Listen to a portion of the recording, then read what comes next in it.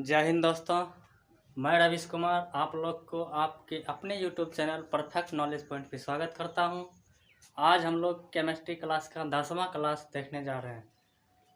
आप लोग को मालूम है कि हम लोग क्लास बाय केमिस्ट्री क्लास 1 से आज क्लास 10 तक पहुंचने वाले हैं। आज हम लोग इस क्लास में देखेंगे अम्ल क्या होता है, अम्ल का क्या गुण होता है, किस किस वैज्ञानिक ने अम्ल को किस किस रूप से परिभाषित किया है, और भस्म क्या होता है, भस्म का क्या गुण होता है, लवण क्या होता है, लवण का क्या गुण होता है, वो सब हम लोग आज इस क्लास में देखेंगे। तो बने रहिएगा हमारे साथ शुरू से लेकर अंत तक, तब जाके आपको शायद कहीं ना कहीं 100% ये टॉपिक समझ में आ जाए। तो पहला है अम्ल। देखते हैं अम्ल की क्या गुण होता है या अम्ल का क्या विशेषता होता है। अम्ल को बोलते हैं तेजाब, और अम्ल का अंग्रेजी में बोलते हैं या अम्ल को अंग्रेजी में बोलते हैं एसिड। सबसे पहला गुण अम्ल का देखते हैं। अम्ल स्वाद में, अगर हम लोग अम्ल को चीखेंगे जीभ पे लेके तो कैसा दिखे स्वाद लेगा, तो स्वाद में खट्टा रहता है। तो आप लिख सकते हैं स्वाद में खट्टा। स्वाद में कैसा रखता है, खट्टा। अब देखिए अम्ल को अगर किसी नीले लिटमस पत्र पे दिया जाता है तो वो कैसा रिएक्शन करेगा। तो जब भी हम अम्ल को नीले लिटमस पत्र पे देते हो तो लाल कर देता है नीले लिटमस पत्र को। इसको याद कैसे रखेंगे कि भस्म लाल कर देता है नीले लिटमस पत्र को या अम्ल लाल कर देता। आप यहाँ से याद रख सकते हैं तेजाब। अगर मान लीजिए आपके शरीर पे कोई तेजाब छिड़क दिया तो आप कैसे हो जाइएगा, गुस्सा से लाल हो जाइएगा। तो यहाँ से याद रख सकते हैं कि अम्ल जो है नीले लिटमस पत्र को लाल कर देता है। तो दूसरा गुण इसका लिख सकते हैं नीले लिटमस पत्र को लाल कर देता है, लाल कर देता है। अब तीसरा गुण देखते हैं अम्ल का क्या हो सकता है। अम्ल का तीसरा गुण है पीएच मान। हम जानते हैं कि पीएच स्केल कैसे होता है। पीएच स्केल पर बीच में रहता है 7 और दोनों साइड रहता है, एक साइड 0 एक साइड 14, मतलब 0 से लेकर 14 तक अंक या नंबर दर्शाया हुआ रहता है, जिसमें कि 7 से 0 से लेकर 7 मतलब 7 से कम वाला जितना रहता है इस कैटेगरी में जितने में है वो सब के सब अम्ल होगा, और इसमें जितना भी आएगा वो सब के सब भस्म होगा। और ये जो बीच वाला पॉइंट है इसमें हो जाएगा उदासीन, अर्थात कोई भी चीज़ अगर भस्म में है तो वो 7 से ज़्यादा होगा उसका पीएच में, अगर अम्ल है तो 7 से कम होगा, अगर उदासीन है तो वो इक्वल में मतलब 7 के 7 पूरा पूरी होगा। आइए देखते हैं अम्ल का पीएच मान क्या होता है। अम्ल का पीएच जो मान हो जाता है, पीएच मान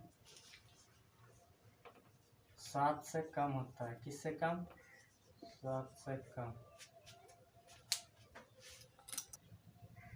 अब देखिए यदि हम किसी अम्ल को धातु के साथ अभिक्रिया कराएंगे तो वो क्या करेगा, वो करता क्या है, यदि हम किसी धातु को अम्ल के साथ या अम्ल को धातु के साथ अभिक्रिया कराते हैं तो हाइड्रोजन को बाहर निकाल देता है। जैसे आप देख सकते हैं, मान लीजिए ये H2SO4 है,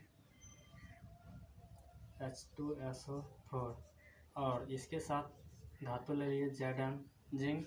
अगर हम इसका अभिक्रिया कराएंगे तो यह क्या करेगा, ZnSO4 में बदल जाएगा और H2 को रिलीज कर देगा। किसको, H2 को बाहर कर देता है। यह किसने कहा था, यह कहा था आर्हेनियस साहब ने। किसने कहा था, आर्हेनियस साहब, आर्हेनियस ने कहा था। आर्हेनियस साहब का कहना था कि अगर हम अम्ल को धातु के साथ अभिक्रिया करवाते हैं तो क्या करता है, H2 को बाहर निकाल देता है, मतलब H2 प्रदान करता है, हाइड्रोजन प्रदान करता है। यह कथन था आर्हेनियस साहब का। अगला है एसिड में हाइड्रोजन उपस्थित होता है, ये तो देख ही लिए थे।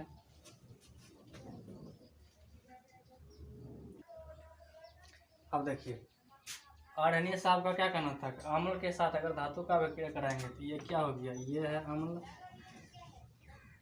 और ये है अपना धातु।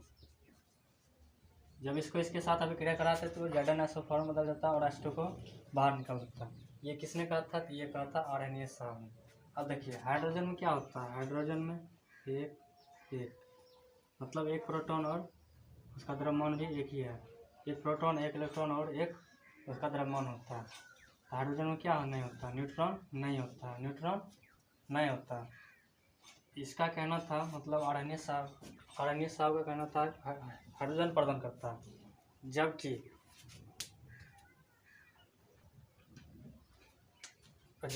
ब्रुस्टेन एवं लाड़ी साहब का कहना था कि H2 के स्थान, मतलब हाइड्रोजन के स्थान पर यह क्या करता है? अम्ल को जब धातु के साथ अभिक्रिया कराते हैं तो वे प्रोटॉन को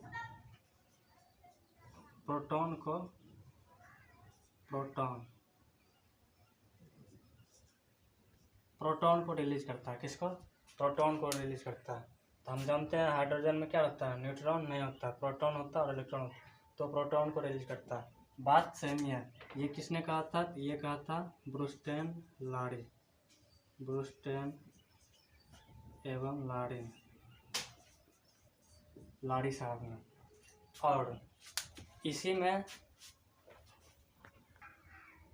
और इसी बात को घुमा फिरा के एक साहब थे जिसका नाम है, इसी में एक और वैज्ञानिक थे जिसका नाम है लुईस। क्या? लुईस। इसको हम यहाँ पे बनाते हैं। एक थे लुईस। इसका कहना था कि अम्ल जो है इलेक्ट्रॉन को ग्रहण करता है। क्या? अम्ल इलेक्ट्रॉन को ग्रहण करता है। इलेक्ट्रॉन को ग्रहण करता है। ये किसने कहा था? ये लुईस साहब ने कहा था। ये किसने कहा था? लुईस साहब का कहना था कि अम्ल इलेक्ट्रॉन को ग्रहण करता है और अम्ल जो है धातु के साथ अभिक्रिया करके प्रोटॉन देता है। ये किसने कहा था? ब्रुस्टेन लाड़ी ने कहा था। और अम्ल जो धातु के साथ अभिक्रिया करके क्या देता है? ये हाइड्रोजन देता है। ये किसका कहना था? तो आर्हेनियस साहब का कहना था। अब देखिए अम्ल का अगला गुण क्या है? अम्ल का अगला गुण है कि अम्ल में हाइड्रोजन मतलब H होते हैं। जितने भी अम्ल होंगे उसमें उस सब में H होंगे। जैसे देख सकते हैं आप HCl, HBr, H2SO4, इस तरह से ढेर सारा उदाहरण हो सकते हैं।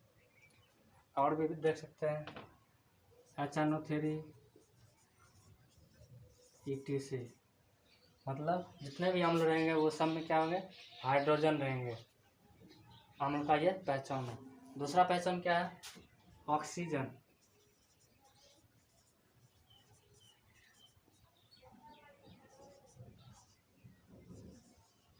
दूसरा पहचान है कि ऑक्सीजन जो है वो 2 से ज़्यादा रहेगा। किससे ज़्यादा? 2 से ज़्यादा रहेगा। मतलब अम्ल में ऑक्सीजन की मात्रा 2 से ज़्यादा रहेगा। जैसे आप देख सकते हैं CO2, NO2, इस तरह से ढेर सारा ऑप्शन दे सकते हैं आप। SO2, सल्फर डाइऑक्साइड, ये सब के सब क्या है? अम्ल है। इसमें ऑक्सीजन की मात्रा 2 है। 2 से अधिक बोल सकते हैं। 2 है या 2 से अधिक है तो ये जो है सब के सब हो गए अम्ल। अगर अम्ल में ऑक्सीजन की मात्रा अगर यहाँ पे 1 रहता तो वो उदासीन हो जाता है। क्या? उदासीन। नोट करके लिख सकते हैं। यदि ऑक्सीजन 1 से बड़ा हो, मतलब ऑक्सीजन जो है 2 से छोटा होगा तो वो हो जाएगा उदासीन। जैसे में CO लिख सकते हैं। CO क्या है? उदासीन है। CO क्या है? उदासीन। मतलब कार्बन मोनोऑक्साइड क्या है? उदासीन है। जबकि कार्बन डाइऑक्साइड क्या है? एक अम्ल है, क्योंकि इसमें ऑक्सीजन की मात्रा क्या है? 2 है।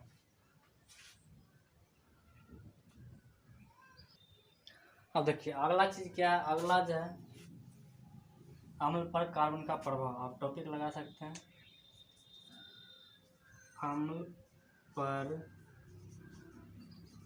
कार्बन का प्रभाव। क्या? प्रभाव। यानी कहने का मतलब है effect of carbon on acid. Effect of carbon on acid मतलब अम्ल पर कार्बन का प्रभाव। कार्बन क्या करता है?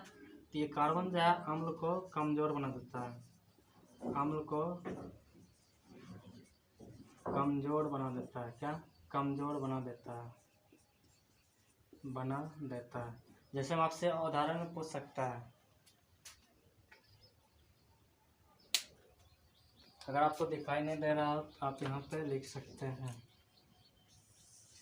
कार्बन जो है अम्ल को कमजोर बना देता है। क्या? कमजोर बना देता है। जैसे हम देख लीजिए HCl और H2SO4 HNO3, मान लीजिए COOH,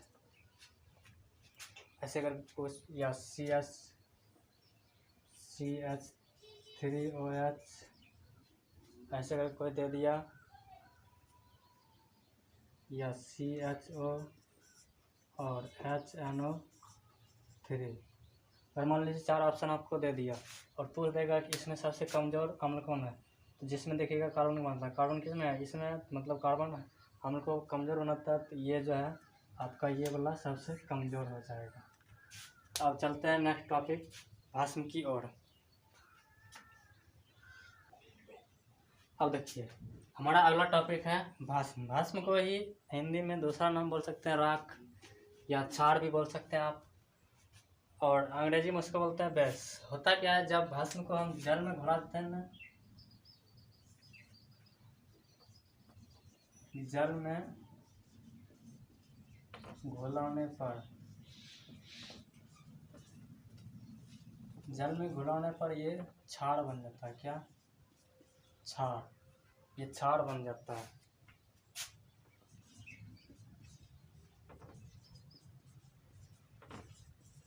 तो भस्म और क्षार में कोई ज़्यादा डिफरेंस नहीं है। जल में घुला दीजिए भस्म को, वही बन जाएगा क्षार। कहावत में है जला के भस्म कर देंगे, जला के राख कर देंगे, मतलब राख वही क्षार हो जाता है। अब भस्म स्वाद में कैसा होता है?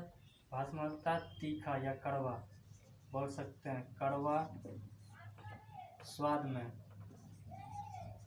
स्वाद में तीखा या कड़वा। करेला वगैरह जो कड़वा लगता है ना, वही वो भस्म है। अब आगे देखिए अम्ल, ये अम्ल जैसे लाल नीले लिटमस पत्र को लाल कर देता था, तो ये भस्म क्या करेगा? उसका उल्टा करता है, लाल लिटमस पत्र को ये नीला कर देता है। ये जो है लाल लिटमस पत्र को नीला कर देता है। कैसा? नीला कर देता है। और इसका pH मान क्या होगा? जैसे अम्ल का हुआ था 7 से कम, तो इसका होगा 7 से ज़्यादा। pH मान 7 से अधिक, अधिक होता है, 7 से अधिक होता है। पहचानेंगे कैसे? जैसे अम्ल को पहचानने के लिए था ना कि ऑक्सीजन 2 होना चाहिए या उसमें हाइड्रोजन होना चाहिए, तो भस्म को कैसे पहचानेंगे? तो भस्म को पहचानने के लिए सिंपल सा है, उसमें OH आयन रहता है। क्या? OH आयन पहचान, उसमें क्या रहेगा? OH आयन रहेगा। क्या? OH आयन रहेगा, OH आयन। इसी से हम भस्म का पहचान करेंगे। जैसे देख सकते हैं आप NaOH, KOH, MgOH का होल ट्वाइस, ये सब के सब क्या है? भस्म है। क्या? सब के सब जो है भस्म है। अब आपसे मान लीजिए पूछ दिया गया सबसे मजबूत कौन सा हो जाएगा? सबसे मजबूत, अगर आपको कहीं यहाँ पे दिख गया COOH, ये भस्म नहीं है, ये 2 कार्बन इसका है, सॉरी ये 2 ऑक्सीजन इसका है, बाकी ये OH है। अगर आप ऐसे कर देते हैं तो ये नहीं होगा। मान लीजिए अगर आपका गर्लफ्रेंड है, कोई लड़की गर्लफ्रेंड, आप सभी लड़के गर्लफ्रेंड थोड़ी बोल सकते हैं, आप अपने वाले को बोल सकते हैं, वरना क्या कीजिएगा, सैंडल लिखा होगा ये OH जो है यहाँ पे अलग मत कीजिएगा, ये कार्बन मोनोऑक्साइड और ये OH है, ऐसा नहीं होता, ये पूरा है। आप देखिए यहाँ पे भी OH है, यहाँ पर भी OH है और यहाँ पर भी OH है। इससे हमको OH आयन मिल गया, तो ये हम समझ जाएंगे कि ये भस्म है। अब आपको पूछ दिया जाएगा कि सबसे ज़्यादा रिएक्टिव कौन होता है, मतलब सबसे ज़्यादा मजबूत कौन होता है। यहाँ पर हो जाएगा ये KOH और NOH, क्या KOH और NOH। अब देखिए अगला कुछ इम्पोर्टेंट पॉइंट है, जैसे कि आपसे पूछ दिया जाएगा कि मूत्र का pH मान कितना होता है। pH मान मूत्र का हो जाता है 5.5 के लगभग, या 6 भी हो सकता है, 6 भी बोल सकते हैं, मतलब मूत्र भी अम्लीय होता है। अब देखिए दूध या छाछ, क्या दूध या लाड़, दूध या लाड़ का जो है और लाड़ जो है ये सब का हो जाता है 6, कितना 6.4 के आसपास, मतलब ये भी 7 से कम होता है। pH स्केल जो है नींबू सिरका, नींबू जो है नींबू या सिरका भी बोल सकते हैं, इसका हो जाता है बहुत कम, मतलब 2.2 के आसपास में रहता है। अब ये pH स्केल जो है, pH स्केल इसकी खोज किसने किया था, तो इसकी खोज किया था सोरेंस ने खोजा था इसको, किसने, सोरेंस ने खोजा था, सोरेंस ने खोजा था। pH स्केल को किसने खोजा था, सोरेंस ने खोजा था। आज भर के लिए इतना ही रहने देते हैं। pH पर हम आपको बता चुके हैं कि ये 0, ये बीच में 7 और यहाँ पे 14 रहता है। ये भी इसके अंतर्गत जितना भी आएगा 7 से इधर और 0 ये सब के सब अम्लीय हो गए, और इसके बीच में जो आएगा वो सब के सब क्षारीय होंगे, और ये जो होगा इसके बीच में ये होगा उदासीन, ये क्या होगा उदासीन।